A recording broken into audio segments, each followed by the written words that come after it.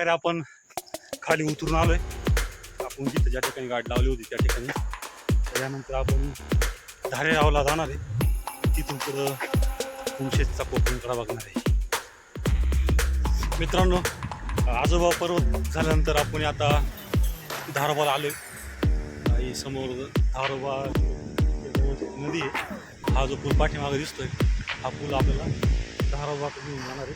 धारोबा या इथे जे झाडं दिसत आहे या झाडांमध्ये मला ती जाऊन मी दाखवतो धारोबा.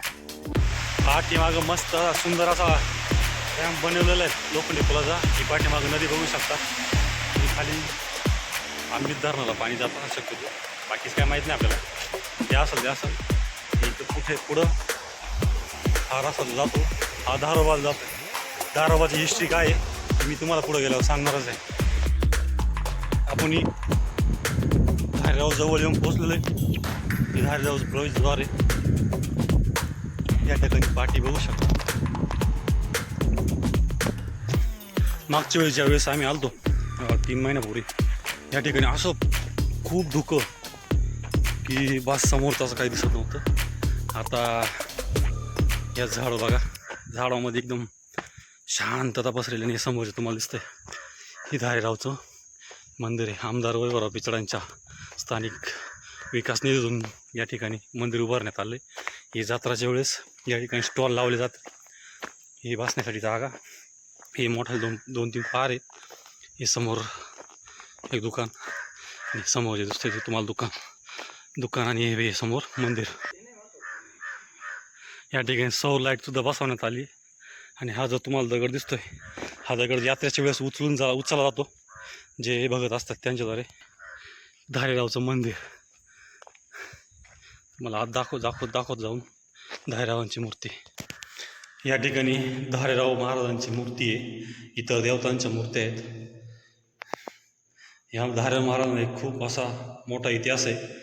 याची तुम्हाला इतिहासाची थोड्या वेळानं माहिती आहे. तुम्ही बघू शकता हातामध्ये धनुष्यबाण, भाला, तलवार आणि परशुरामासारखी कुऱ्हाड हे त्यांचं शस्त्र होतं.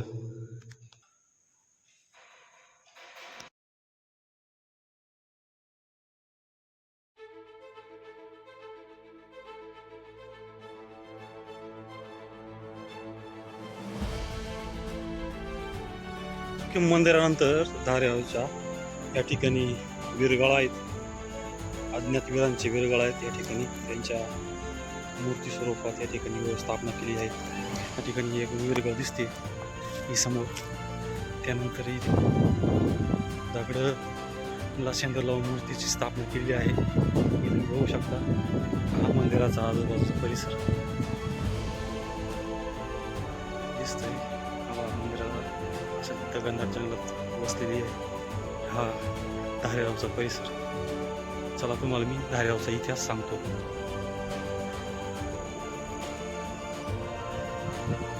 आपण सध्या धारेगावच्या मंदिरा परिसरात आहोत. या ठिकाणी धारेगाव महाराजांचा इतिहास सांगितला आहे. अकोले तालुका तसा डोंगरावर आदिवासी आणि गरीब आदिवासी कुटुंबामध्ये जन्म झाला त्यांचा. त्या काळी 18व्या शतकामध्ये इंग्रजांचा अंमल या परिसरात होता. तसेच सावकारशाही देखील रूप धारण करून होती.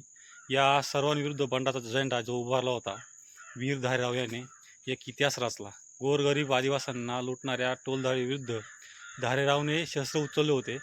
आदिवासी कुटुंबांना मदत करून मोळा नदीच्या प्रवाहाच्या शेजारीच जन्म झाला म्हणून त्यांचे नाव धारेगाव. तसेच त्यांच्या पाठचा भाव असलेल्या बाळाचा जन्म आजोबा पर्वतावरील वाल्मिकी ऋषींच्या आशीर्वादावर नवसाने झाला. आपल्याला त्या ठिकाणी जाता आलं नाही कारण रस्ता नव्हता आणि म्हणून त्यांचे नाव परिचितराव ठेवण्यात आले होते. परिचितरावांची समाधी आजही नळीच्या वाटाजवळ हरिश्चंद्रगडाला जी नळीची वाट आहे त्या ठिकाणी परिचितरावांची समाधी आहे. एके दिवशी वीर धारेगाव यांनी कुंडवाडी वरचा रस्ता चढून वर जात असताना इंग्रज अधिकाऱ्यांशी त्यांची लढाई झाली आणि कुमशेत जवळील गोडी शेपटी डोंगराच्या जवळ असणाऱ्या पाथरस घाटाजवळ इंग्रजांनी सापळा लावून त्या ठिकाणी धारेगाव यांच्या इंग्रजांनी गोळी घालून ठार केले. त्यानंतर त्यांच्या स्मरणार्थ त्यांचे जे भक्तगण आहेत त्यांनी या ठिकाणी धारेराव महाराजांच्या समाधी स्थापन करून या ठिकाणी मंदिर उभारणी केले, असा या ठिकाणी या फलकावर सुद्धा धारेरावांचा इतिहास सांगितला आहे. त्यानंतर आपण पुढं कुमशेचा जो प्रसिद्ध कोकण कडा आहे त्या ठिकाणी आपण जाणार आहोत. आत्तापर्यंत आपण लय बारीक गोंब बघितले असेल. ही गोंब बघा किती मोठी.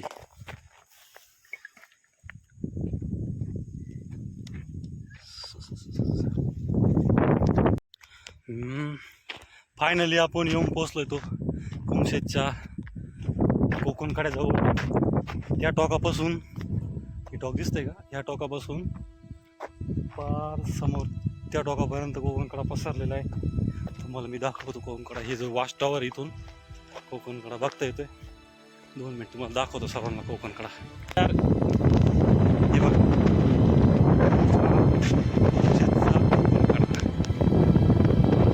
त्या टोकापासून असा सुरू होतोय, असा ठाणे जिल्हा पाठीमागं तुम्हाला दिसतंय की नाही माहित, त्या बाजूला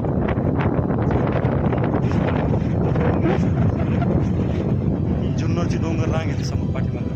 हा कुमशेतचा कोकण कडा पाठीमागं बघा.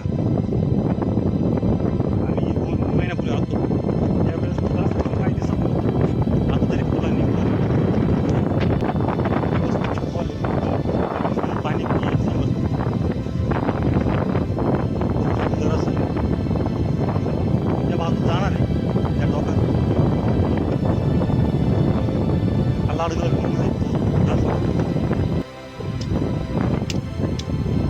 या ठिकाणी आपल्यासारखेच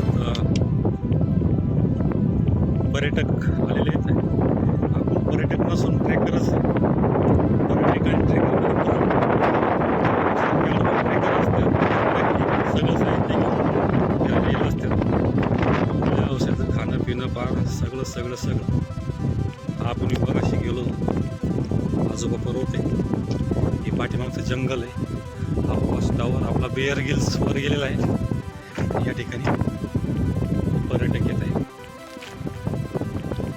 कुमशेतच्या कोकण कड्याजवळ गव्हर्नमेंटनं या बांधण्यासाठी व्यवस्था केली आहे. काळाच्या ओघामध्ये त्याचे पत्रे उडून गेले. आपण आता चालू आहे ते समोर रोड दिसतंय या बाजूला, त्या बाजूला चालू.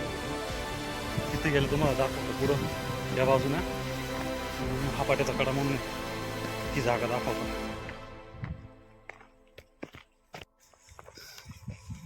जिकडं जाऊ तिकडं गावतो असतो वाटत नाही. जे गाय म्हशीवालेत त्यांनी जरी गावात बघितलं किती नेऊन किती ठेवू आज त्यांची हालत होईल. त्या पाठीमागं काढायची खोली दिसत असेल तुम्हाला. त्या ठिकाणी खाली ठाणे जिल्हा आणि ठाणे जिल्ह्यातलं फॉरेस्ट. दुसऱ्या साईडला आलोय. या ठिकाणी तुम्ही बघू शकता दुसरी बाजू कोकण कड्याची. हे समोर जर दिसतंय हा पाट्याचा कडा आहे आणि त्याच्या त्या बाजूला चिचकोळा डोंगर दिसतोय त्या साईडला हरिश्चंद्रगडाचा कोकण कडा आहे, त्या चिचकोळा डोंगराच्या त्या बाजूला. आणि या ठिकाणी खाली जंगल तुम्ही पाहू शकता. कशा खतरनाक स्वरूपाचा अकोला तालुक्याला निसर्ग लाभला आहे. असला वेळ तर कधी येऊन जा बघा आणि आनंद घ्या. आता यानंतर आपण परतीच्या प्रवासाला सुरुवात करणार आहे. आता जाताना आपल्या गाड्यापाशी जाऊन परतीच्या प्रवासाला सुरुवात करूया. जांदो लाल परी एवढा व्याकार कट.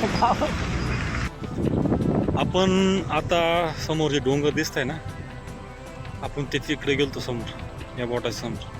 तिकडून असं या डोंगराच्या पोटा ना इकडं आलो. इथं वर दिसतोय हा शिरकुंडीचा भैरवगड आहे आणि त्याच्यासमोरचा जो गोल डोंगर आहे तो ढुंगचक्कर म्हणून ओळखला जातो. आणि ह्या बाजूला इथं खाली आंबीत गाव आहे आणि समोरचं आंबीत म्हणून धरण आहे, आंबीत धरण. आणि समोर जे दिसतंय तो हरिश्चंद्रगडाचा परिसर आहे. इकडं वरती इकडं पुढं खडकी गाव आहे आणि इकडे समोर बोटासमोर दिसतंय का, इथं तो कोंबड किल्ला म्हणून आहे ना, तो किल्ला आहे इथं खाली समोर.